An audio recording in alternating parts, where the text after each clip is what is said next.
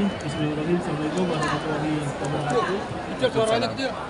Kecil ya? Kecil suaranya. Kurang gede. Teknisi. Hitungannya, ini Kementerian Lingkungan Hidup menyelenggarakan kajian penghargaan dalam rangkaian membangun lingkungan sekolah yang berbasis pada lingkungan, ketahanan alam melalui kegiatan yang kita sebut dengan abdi nyata. Abdi nyata tentu masih banyak target yang harus kita capai. Jumlah sekolah kita kurang lebihnya 330.000, kemudian sekolah madrasah sampai di tingkat atasnya ini sekitar 120.000, jadi hampir 450.000 jumlah sekolah kita. Adiwiyata sampai hari ini baru sekitar 3.500-an. Jadi jumlahnya masih cukup banyak yang harus kita capai. Setelah itu kita perlu kolaborasi dengan banyak pihak. Penting untuk membangun kesadaran lingkungan untuk adik-adik kita. Kita sudah maklum bahwa kondisi ketahanan lingkungan kita tidak terlalu kuat pada saat harus berhadapan dengan perubahan iklim, dengan meningkatnya jumlah curah hujan, kemudian kemarau yang cukup panjang, serta meningkatnya permukaan air laut. Ini cukup sangat berbahaya untuk Indonesia yang merupakan daerah kepulauan dan kebetulan berada di garis khatulistiwa yang sangat rawan terkait dengan bencana hidrometeorologi. Untuk itu maka membenarkan kesadaran lingkungan sebagai salah satu unsur utama dalam membangun bangsa ini tidak bisa dihindarkan lagi. Kita wajib mengembalikan lingkungan sebagai panglima dari pembangunan kita. Sudah cukup koreksi-koreksi, kalibrasi yang diberikan alam kepada kita, dan tidak mudah serta tidak cepat kita melakukan upaya pemulihannya. Maka dari itu yang ada kita jaga, sebisanya kita jaga, kemudian langkah-langkah restorasi dan pemulihannya harus kita bangun step by step. Tidak bisa simsalabim, tetapi dengan kerja keras kita semua, insya Allah kita harus bisa melakukan adaptasi terhadap perubahan iklim yang mungkin tidak dalam waktu segera akan bisa tertangani. Itu ya, masih ya. Pak, ekoteologi di lingkungan sekolah bagaimana Pak? Ekoteologi sebenarnya konsep ideal yang dilahirkan oleh teman-teman dari unsur keagamaan ya. Jadi unsur ini yang kita juga sudah kerjasama dengan Kementerian Agama. Beberapa substansi yang disampaikan oleh Bapak Menteri Agama terkait dengan membangun ekoteologi. Jadi tentu Pak Menteri Agama ingin juga dari era ini langsung bicara di masjid-masjid, di musola-musola, di tempat-tempat pendidikan agama terkait dengan ekoteologi. MUI sudah lama kita lakukan, tetapi membangun konsepnya step by step kita sedang susun. Jadi seandainya ini memang benar terbangun, alangkah kuatnya kita. Namun tentu tidak sederhana membahasakan ini. Meskipun kita yakin dan sangat yakin di semua agama ada unsur perlindungan lingkungan yang sangat kuat. Kalau saya agama Islam, saya mengenalnya ya memang banyak ayat-ayat yang menyuruh kita untuk bertafakur, kemudian tidak merusak alam dan melakukan penanaman serta tidak boleh melampaui batas. Unsur-unsur itu sangat jelas di Al-Quran. Nanti di Al-Quran mungkin juga sudah tertera jelas, di Taurat dan Zabur mungkin juga demikian. Jadi kita sedang membahasakan itu, mudah-mudahan dalam waktu tidak terlalu lama sudah bisa terformulasikan dalam kerangka empiris bagaimana ekoteologi ini terbangun di lapisan kita. Dan saya rasa itu ya, ekoteologi kita mendukung. Kapan itu Pak? Iya.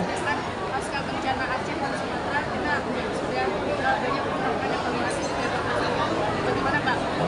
Kelas sekolah upaya edukasi seperti apa? Ya, ini Pak, kami mencoba merekonstruksi ulang struktur dari Adiwiyata. Jadi pelaksanaan Adiwiyata akan langsung digawangi oleh teman-teman provinsi dan kabupaten untuk langkah awal. Nanti di tingkat nasional kita akan melakukan. Itu yang pertama. Yang kedua, sepertinya tidak bisa tidak, kita harus melibatkan banyak orang, tidak kecuali dunia usaha. Jadi dunia usaha juga harus kita libatkan untuk bersama-sama sebagai tanggung jawab sosial untuk lingkungan ini. Jadi langkah-langkah itu terus kita masif. Memang untuk membangun menjadi suatu kurikulum tidak sederhana, karena kurikulum di SD itu sudah cukup sangat banyak oleh pesan-pesan dari kementerian yang lain. Sehingga kita mungkin membangun dari sisi lain semacam ekstrakurikuler ataupun pemahaman terkait dengan style, bagaimana murid itu berperilaku di masyarakat dan diharapkan bisa tertular di lingkungan. Mungkin seperti itu ya, karena membangun dalam suatu kurikulum itu sebetulnya tidak bisa. Mungkin kami akan sisipkan dalam kurikulum yang terkait dengan kebumian gitu ya. Pak, isu bencana Pak. Soal pemulihan di wilayah Sumatera pasca bencana itu bagaimana? Ya, Pemulihannya Pak. ya, kita sedang melakukan evaluasi. Jadi hari ini semestinya para expert dari 3 universitas besar di 3 provinsi ditambah teman-teman itu ya, bukan berarti kurang di sana. Enggak, di sini ada ITS, ada UNER, ada UGM, IPB yang bantu untuk mengusulkan desain itu. Mudah-mudahan tidak terlalu lama. Namun yang terkait dengan yang disebutkan oleh point source, jadi alam ini ada 2, yang point source dan non point source. Point source itu oleh unit usaha yang dikontrol oleh LH, non point source itu oleh masyarakat. Yang point source kita mereview semua persetujuan lingkungan, tidak terkecuali untuk Sumatera bagian utara, baik itu Sumatera Utara, Sumatera Barat maupun Aceh. Ketiga-tiganya kita sedang ingin kemudian mereview semua dokumen untuk disesuaikan dengan baseline hujan kita. Baseline hujan kita itu meningkat hampir 18 kali dari kondisi normal atau kondisi alam. Kita tahu bahwa Sumatera bagian utara curah hujannya rata-rata 2.900 sampai 3.000 mm per tahun. Jadi kalau dibagi sekitar 8 mm per hari. Nah, sementara hujan yang terjadi itu 450 mm dalam 3 hari. Atau boleh dikatakan 18 mm 18 kali dari kondisi alamnya. Dan tentu konstruksi ini harus kita bangun di dalam dokumen-dokumen perjanjian lingkungan, termasuk tidak kecuali para pemilik konsesi ya. Konsesi kami akan review, kalau memang ternyata tidak lagi memungkinkan ya kami akan menyarankan untuk dicabut. Pak, terkait ini Pak yang 8 perusahaan yang dipanggil Ya. kembali itu ada apa Pak? Ya Pak? Yang 8 perusahaan yang 8 perusahaan Pak. Oh sudah. Ini hari Rebo ya. Ya. Kemarin Kamis, hari Kamis. Jadi keduanya sudah selesai dan ke 88-nya sekarang sedang diperintahkan untuk melakukan audit lingkungan karena berada di Batang Toru. Batang Toru ini spesifik landscape-nya ya tidak terlalu luas, hanya 340.000 yang dikepuk dibatasi dengan punggung bukit barisan. Jadi ini sangat penting. Jadi dia hulunya dari Silangit turun sampai di Tapanuli Selatan, jadi di pantainya itu. Dan jadi sekarang sudah direkonstruksi sebagaimana saya sampaikan. 2 hal dilakukan. Pertama, menghentikan kegiatan dan dilakukan audit lingkungan secepat-cepatnya selesai. Kemudian dari sisi kami menurunkan tim untuk melakukan kajian lingkungan terkait dengan tingkat kerusakan dan biaya ganti rugi pemulihan. Juga bila mana memang itu berat dan ada unsur pidananya, kami akan lakukan ketiga langkah terakhir. Mungkin gitu ya. Jadi yang 8 perusahaan itu ngapa-ngapanya tuh masih cuma 4 doang yang dihentikan?